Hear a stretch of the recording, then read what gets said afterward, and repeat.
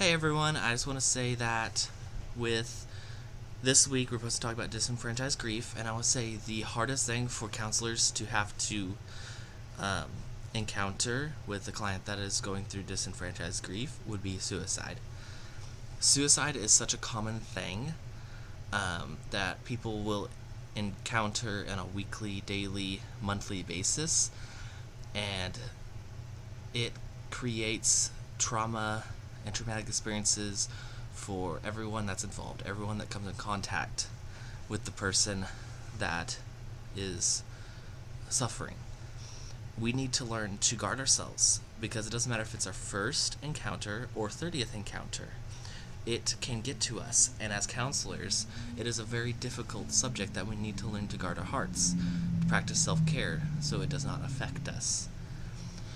Right 2011 says about 500,000 people die by suicide worldwide, and it is the third cause of death in the 15 to 19 age group.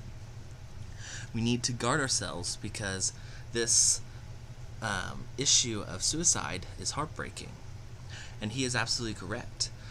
That shows that this is a common thing that happens to a lot of people every year, and this was 2011. And I'm probably, if you look at the statistics now, it is way higher than that.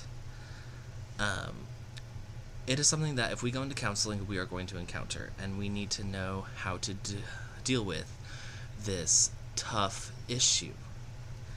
Reyes, Elhai, and Ford, 2008, said there is evidence that supports that exposure to traumatic events such as suicide, abuse, or other traumatic experiences increase the chance of burnout or other mental health issues. So being succumb or introduced to traumatic events such as suicide or abuse or murder or anything after one another will eventually get to the counselor, and it will eventually weigh them down to where they have started developing their own issues, their own trauma that they'll need to seek therapy. And we need to, as counselors, integrate self-care so that will not happen. Because our field is not easy. We need to know how to deal with the ins and outs of trauma, because we are seeing clients that are suffering, clients that are hurting. Every client potentially will bring their own traumatic past, and we need to know how to deal with that. Breyer and Scott, 2015, said therapists that treat clients with suicidal ideation and other traumatic experiences might be exposed and develop their own traumatization.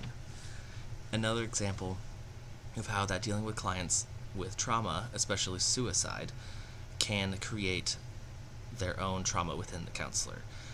And we need to guard our hearts. We need to go to God when things are getting hard. We need to know when to ask for help. We need to know when to lean onto our colleagues. We are not in this together. We are not alone. We have God. We have each other. And we need to come together so that we can effectively treat and make the difference in the lives of trauma victims. Have a great week, guys.